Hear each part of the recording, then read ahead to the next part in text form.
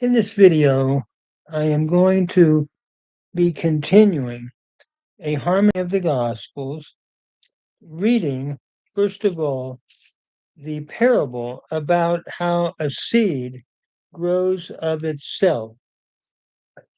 And secondly, the parable of the tares in the Gospel of Matthew. So first of all, looking at the parable of the seed growing of itself. And he said, we're reading from Mark 4:26 to 29. And he said, so is the kingdom of God, as if a man should cast seed upon the earth, and should sleep and rise night and day, and the seed should spring up and grow. He does not know how. The earth bears fruit of itself, first the blade, then the ear, then the full corn in the ear. And when the fruit is ripe, straightway he puts forth the sickle, because the harvest is come. There's a reference to Joel about the harvest here, Joel 3:13. It's interesting. What I think this parable is teaching is that Christ and all who follow him in teaching or preaching put out seed. We all are putting out seed. If we want to follow Christ and be faithful, we all put out seed, and we have no control over what happens. Notice it springs up and grows, and the one who put it out does not know how it happened. And that's what happens as we put out seed. First there's the blade, then the ear, then the full corn in the ear.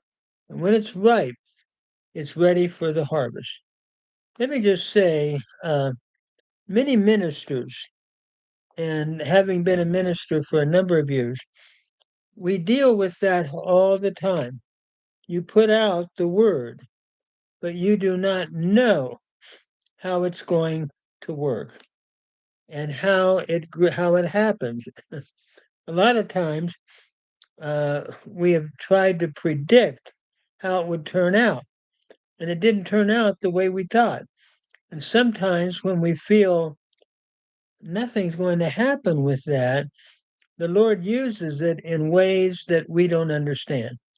So our main task is to keep on sowing seed. We do not know how the Lord is going to use it. And I have to constantly remind myself of that and be reminded by others that all we can do is put out the seed. We don't control how it grows. And I especially think of this as we put things out on YouTube or Facebook. We don't know. We just put out the seed. And so all of our jobs, if we're seeking to be disciples of Christ, is to be people that put out seed. That's it. The growth is up to the Lord. In Matthew, then, 13:24 to 30, we now come to another parable, the parable of the tares. We saw the parable of the sower. Now we're in the parable of the tares. Another parable he set forth before them, reading in verse 24 of Matthew 13, saying, the kingdom of heaven is likened unto a man that sowed good seed in his field. But while men slept, his enemy came and sowed tares among the wheat and went away. But when the blade sprang up and brought forth fruit, then there appeared the tares also. And the servants and the householder came and said, sir, did you not sow good seed in your field? Where then has it tares? Or why do we have tares? And he said unto them, An enemy has done this. And the servants say unto him, Will you then that we go and gather them up? But he says, No, lest while you gather up the tares, you root up the wheat with them. Let them grow together until the harvest. And in the time of the harvest, I will say to the reapers, Gather up first the tares, and bind them in bundles to burn them, but gather the wheat into my barn. This is an amazing parable. It's talking about how Christ sowed seed, but then there was the tares that came up because the devil was sowing seed as well. And every minister and everyone, not just ministers, but everyone who is a believer and wants to sow seed, good seed, there's always going to be the tares that will come among the wheat.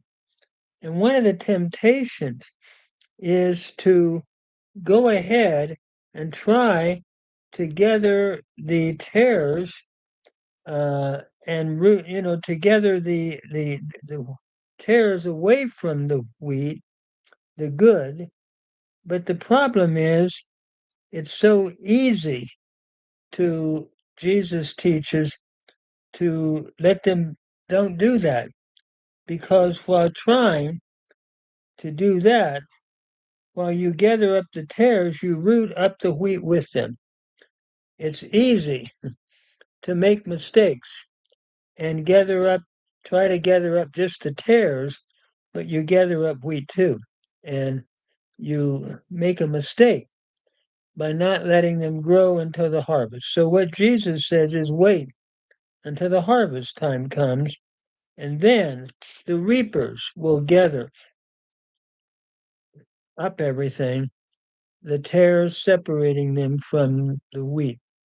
Now, Jesus applied that parable in chapter 13, verse 36 to 43. He says as follows, Then he left the multitudes and went into the house.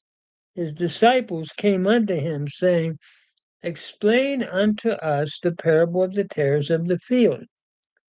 And he answered and said, He that sows the good seed is the Son of Man. This is Christ, sowing the good seed. The field is the world, and the good seed, these are the sons of the kingdom. These are they who receive the message of Christ and believe. And the tares are the sons of the evil one, and the enemy that sowed them is the devil. In other words, Satan is busy sowing seed as well, Jesus says.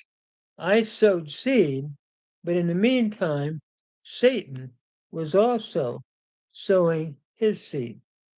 So he goes on to say, the harvest then is the end of the world, and the reapers are the angels.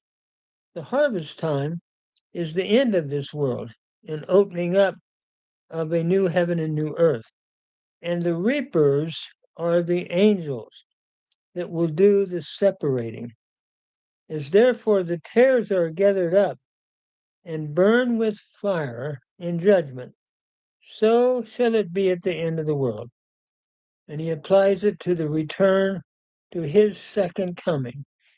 The Son of Man, a reference to Christ of himself, shall send forth his angels, and they shall gather out of his kingdom all things that cause stumbling, and them that do iniquity, and shall cast them into the furnace of fire.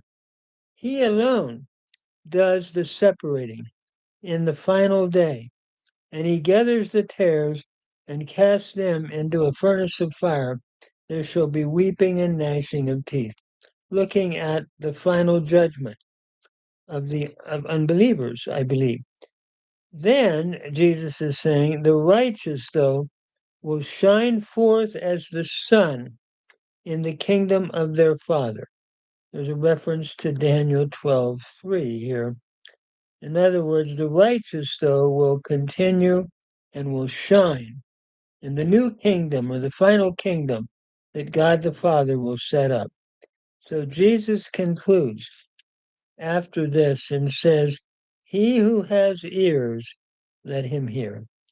In other words, let's hear, Jesus says, what the parable of the tares is seeking to teach us, and the explanation that Christ is giving to it.